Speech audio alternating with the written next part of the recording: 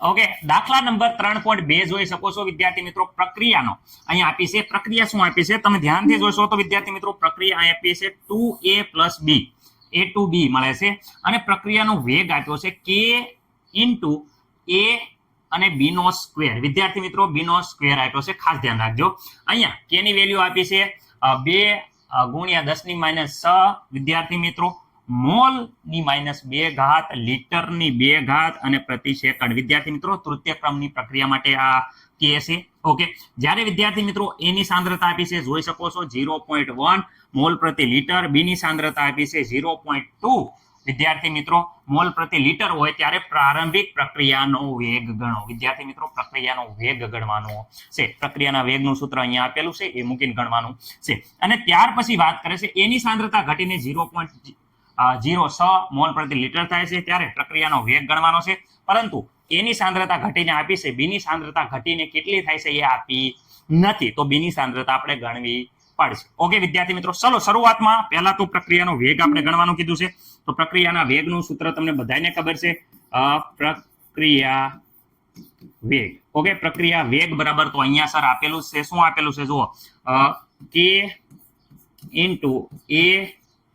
* b નો square. Okay, આપેલી છે. ઓકે, બધાની કિંમત આપેલી છે. તો વિદ્યાર્થી મિત્રો, બધાની કિંમત, k ની કિંમત જોઈ શકો છો અહીંયા આપી છે. અહીંયા વિદ્યાર્થી મિત્રો a ની કિંમત આપી છે, અહીંયા b ની કિંમત આપી છે. બધી કિંમત હું અંદર મૂકી દઉં છું. જુઓ અહીંયા k ની કિંમત અહીંયા જોઈ શકો છો 2, અહીંયા જોઈ શકો છો 2 × 10⁻6 ઘાત જોઈ શકો છો 10⁻6 ઘાત. ઓકે, a ની કિંમત અહીંયા જોઈ શકો છો 0.1 મોલ. ઓકે સર, b ની કિંમત અહીંયા જોઈ શકો છો વિદ્યાર્થી મિત્રો 0.2.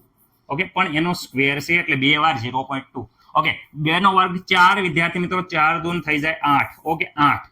ઓકે, ઘાતની વાત કરે તો યાદ રાખજો 10⁻6, 6 ને 1 7, 7 ને આ 2 વાર 8 અને 9 એટલે વિદ્યાર્થી મિત્રો 10⁻9, કારણ કે 0.2 0.2 એમ 2 વાર છે એટલે વિદ્યાર્થી મિત્રો અહીંયા 9 ઘાત થઈ જાય છે. ઓકે, એકમની વાત કરે તો મોલ રેડી પ્રતિ લીટર સેકન્ડ ઇન્વર્સ. વ્યવસ્થિત રીતે ઉડાડશો તો વિદ્યાર્થી મિત્રો આ આપણો પ્રક્રિયા વેગ નો એકમ મળી જશે અને આ પ્રક્રિયા વેગની કિંમત આપણને મળી જાય. ઓકે, પ્રક્રિયા વેગ બરાબર તમે જોઈ શકો છો વિદ્યાર્થી મિત્રો, વ્યવસ્થિત રીતે આખી વેલ્યુ તમને મળી જાય છે. ઓકે સર, અમને કાંઈ પ્રોબ્લેમ નથી. પરંતુ અહીંયા વિદ્યાર્થી મિત્રો પ્રક્રિયામાં ઘટીને પછી કીધું છે કે એની સાંદ્રતા થાય છે, તો પ્રક્રિયા કઈ છે? તો વિદ્યાર્થી મિત્રો અહીંયા જોઈ શકો છો 2a + વિદ્યાર્થી મિત્રો અહીંયા b gives વિદ્યાર્થી મિત્રો અહીંયા જોઈ શકો છો a to b થાય છે. ઓકે, આપણે સમતુલન ચેપ્ટર ધોરણ 11 માં આ વ્યવસ્થિત રીતે જોઈ ગયા છે. રેડી, કે શરૂઆતની સાંદ્રતાની વાત કરે તો અહીંયા શરૂઆતની સાંદ્રતા હતી 0.1, અહીંયા શરૂઆતની સાંદ્રતા હતી 0.2. ઓકે, એના સહગુણક જેટલી વિદ્યાર્થી મિત્રો આપણે એમાં ઘટાડો થાય x નો. અહીંયા 2 છે તો વિદ્યાર્થી મિત્રો આમાંથી 2x જેટલો ઘટાડો થશે. આમાં વિદ્યાર્થી મિત્રો કંઈ નથી તો સહગુણક x જેટલો વિદ્યાર્થી મિત્રો ઘટાડો થશે. ઓકે, તો સંતુલન સમયની વાત કરે તો વિદ્યાર્થી મિત્રો અહીંયા શરૂઆતમાં હતી 0.1, એમાં વિદ્યાર્થી મિત્રો ઘટી, કેટલી ઘટી? 2x જેટલો ઘટાડો. અહીંયા વિદ્યાર્થી મિત્રો હતો 0.2, એમાં કેટલા ઘટાડો થાય છે? x જેટલો ઘટાડો. તો વિદ્યાર્થી મિત્રો આ ઘટીને જે સાંદ્રતા આપી, ઓકે, આ એની કિંમત આપણને આપી છે કે એની સાંદ્રતા ઘટીને આ કેટલી થઈ જાય છે? આ વેલ્યુ છે, એ વેલ્યુ છે 0.06. રેડી, કારણ કે જો a ની વેલ્યુ આપણને ઘટીને આપી છે પરંતુ આની વેલ્યુ આપણને આપી છે નહીં. તો વિદ્યાર્થી મિત્રો આ સમીકરણ ઉપરથી x ગોતી દો, x ની કિંમત આમાં મૂકો એટલે આવડી જશે. સર આ કેની વેલ્યુ છે? તો અહીંયા જો વિદ્યાર્થી મિત્રો 0.06 બરાબર, તો વિદ્યાર્થી મિત્રો આ વેલ્યુ છે a ની. ઓકે, કેટલી? 0.1 - 2x. ઓકે, આ સમીકરણ કેવી રીતે આયા એ આપણે આગળ શીખવાડેલું છે, તો આગળના વિડીયો જોઈ લેજો. ધોરણ 11 ના ઉપરથી મેથડ ઉપરથી આયા છે, સમતુલન ચેપ્ટર ઉપરથી. ઓકે, તો વ્યવસ્થિત રીતે આવડતું છે તો આમાં પ્રોબ્લેમ નહીં થયો હોય. રેડી, નકર યાદ રાખવાના આ 2x શું કામ લીધો? કારણ કે સહગુણક 2 છે એટલે 2x, અહીંયા સહગુણક કંઈ નથી 1 છે એટલે 1x લીધો છે, એટલો બાદ કરવાના રહેશે. ઓકે, આમાં વિદ્યાર્થી મિત્રો હવે અહીંયા જો આ 2x સામેની સાઈડમાં જાય તો આ બાજુ 2x. ઓકે વિદ્યાર્થી મિત્રો 0.1. ઓકે, આ છે એ આ બાજુ આવે તો અહીંયા માઇનસ થઈ જાય છે, પ્લસ હતું એટલે આ માઇનસ હતું એ પ્લસ થઈ જાય અને પ્લસ હતું એ માઇનસ થઈ જાય, 0.06. ઓકે વિદ્યાર્થી મિત્રો 0.1 માં 0.06 જાય તો 0.04 વધે બરાબર 2x. તો x બરાબર વાત કરે તો x બરાબર આના અડધા કરી નાખો, આખાના અહીંયા અડધા કરો તો 2x ના 1x અને અહીંયા વિદ્યાર્થી મિત્રો 0.4 ના 0.2. આ વિદ્યાર્થી મિત્રો વેલ્યુ મળી ગઈ આપણને, કોની મળી ગઈ? x ની વેલ્યુ મળી ગઈ. તો સર x ની વેલ્યુ મળી ગઈ હોય તો અહીંયા x ની વેલ્યુ મૂકી દો. તો અહીંયા જોઈ શકો છો 0.02 માઇનસ વિદ્યાર્થી મિત્રો x ની વેલ્યુ કેટલી મળી છે આપણને? જો અહીંયા મળી છે જોઈ શકો છો 0.02. ઓકે, આમાં બાદ કરો તો વિદ્યાર્થી મિત્રો અહીંયા મળે છે 0.18.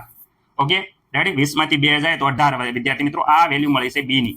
ઓકે સર, અમને ખબર પડી ગઈ. અહીંયા જોઈ શકો છો a ની વેલ્યુ તો આપેલી જ છે ઓલરેડી. b ની વેલ્યુ ગોતવા હાટુ માથાકૂટ કરી હતી, તો a અને b બંનેની વેલ્યુ હવે મળી ગઈ છે. તો અહીંયા પ્રક્રિયા વેગનું સૂત્ર પાછું મૂકો. પ્રક્રિયા વેગ બરાબર તો શું હતું? અહીંયા આપેલું છે જોઈ શકો છો k * a * b નો સ્ક્વેર. ઓકે, મને નથી લાગતું કે કોઈને કઈ પ્રોબ્લેમ હોય નહીં. હાલો પેલા જોડે k ની કિંમત એ જ રીતે જ રહેશે. એની 2 ગુણ્યા અહીંયા જે હતી એ જોઈ શકો છો 10 - 6. ઓકે, a ની કિંમત હવે અહીંયા આવી ગઈ છે નવી, કારણ કે એટલું ઘટાઈને એટલી વધી છે. જોઈ શકો છો અહીંયા આપી છે. a ની કિંમત જોઈ શકો છો અહીંયા આપ્યું છે. રેડી? હવે b ની કિંમત આપણે ગોતી છે, કારણ કે b ની કિંમત અંદર આપેલી નથી, એટલે b અહીંયા જોઈ શકો છો 0.18 નો સ્ક્વેર. ઓકે, તો કેલ્ક્યુલેટરમાં વ્યવસ્થિત રીતે આપણે અહીંયા કરશું 2 ગુણ્યા વિદ્યાર્થી મિત્રો 0.6 ગુણ્યા 0.18 ગુણ્યા 0.18.